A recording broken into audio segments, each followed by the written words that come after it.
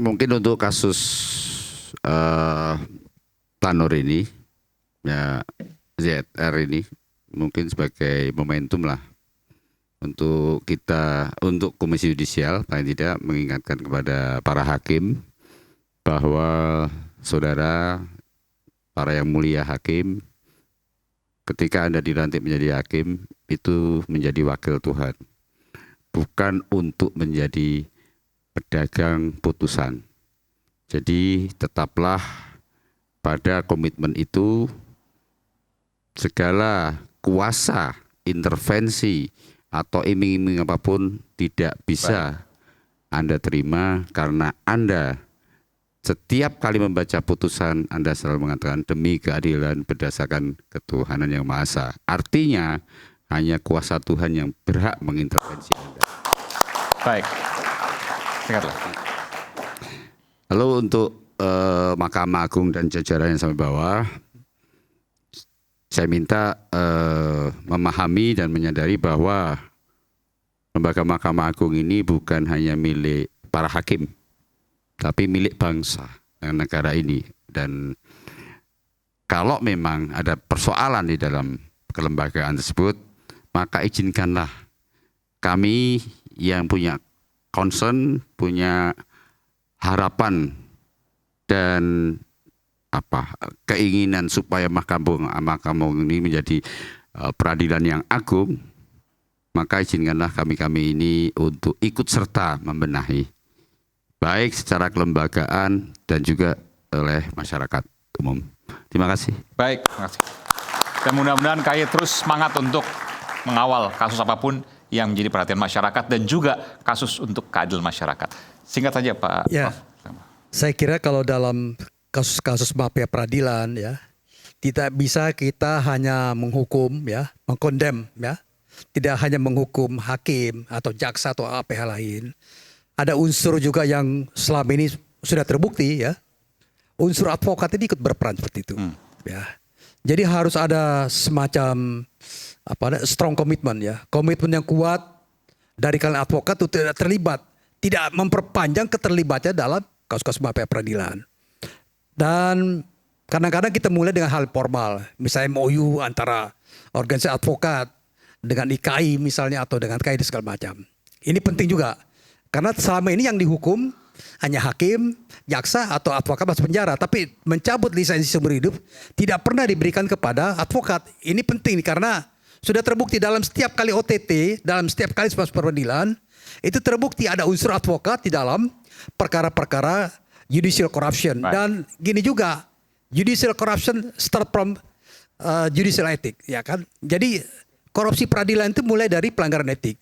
Saya sepakat karena praktek selama ini memang terjadi. Kalau seorang hakim, majelis hakim memanggil satu pihak, dia menyertakan pihak lain dalam terlibat. Ini sebetulnya bukan tidak dilakukan apa-apa terhadap reformasi peradilan, ya kan? Sudah dimulai misalnya ada e-court, ya, peradilan elektronik untuk perkara-perkara perdata, ya, pidana juga, kecuali pemeriksaan saksi dan alat bukti misalnya. Sudah dimulai. Kemudian ada namanya pelayanan terpadu satu pintu, PTSP. Ini sudah mulai. Yang terjadi ini, judicial corruption itu adalah satu yang sifatnya eksepsional. Ya, satu eksepsional artinya ini sudah ada unsur formalnya, tidak bisa bertemu hakim, tidak bisa ini segala macam, dan masuk pengadilan hanya dengan cara-cara formal. Oke, ada perbaikan di situ. Penyimpangan. Jadi penyimpangan sebetulnya harus diteliti, dan saya sudah melakukan penelitian ini sejak tahun 96. Oke, rekomendasi sudah mulai, tapi di Mahkamah Agung ya sebagai Mahkamah tinggal Agung, implementasinya berarti di ya. Mahkamah Agung ini tidak terbukti bagaimana kita bisa implementasikan keterbukaan peradilan. Mati alatnya. Makasih. Oke, baik. Ada yang ingin sampaikan lagi, Prof. Har, silakan. Saya ingat pada akhir tahun lalu kami bagian dari tim percepatan reformasi hukum. Ya. Jadi beberapa hal yang tadi diungkapkan saya teringat lagi nih, emang sudah kami usulkan seperti yang disampaikan tadi, perlu ada secara kelembagaan, perlu ada perbaikan undang-undang tentang KPK. Kemudian yang berkaitan dengan pejabat-pejabat pengadilan, kepolisian, kejaksaan dan lain itu, kita minta mereka dilakukan evaluasi kembali, ya, para pimpinannya dulu. Jadi mulai dari pimpinan. Karena kan saya lupa ada yang mengatakan ikan itu busuk mulai dari Kepalanya. kepalanya. Ya. Jadi kita minta semua pimpinan lembaga-lembaga hukum ini dievaluasi kembali. Dan kalau mereka ada yang mau ditempatkan, maka harus melalui satu proses fit and proper yang proper. Bukan fit and proper yang politis. Kita nggak mau yang politis, tapi memang yang dilakukan Proper. oleh orang-orang yang memang memiliki kualifikasi yang diperlukan. Dan kemudian kita juga berharap bahwa apa yang dilakukan,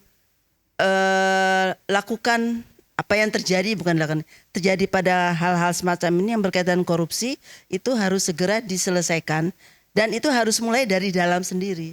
Mereka harus mulai. Jadi tadi yang saya katakan, pengawasan ya sudah ada aturannya loh. Aturannya semua sudah ada, tapi tidak dilaksanakan. Dan sebagai the last bastion of justice, saya kira Mahkamah Agung punya mandat utama, punya kewajiban utama untuk melaksanakannya. Nah, ini akan kita lihat dengan Kepala MA yang baru, Ketua MA yang baru, Pak Sunarto.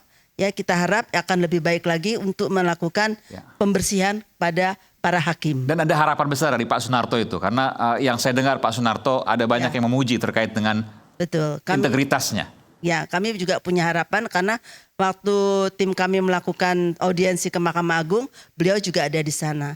Dan banyak yang hal-hal yang kita harap bisa terjadi selama kepemimpinannya, terutama dalam konteks pengawasan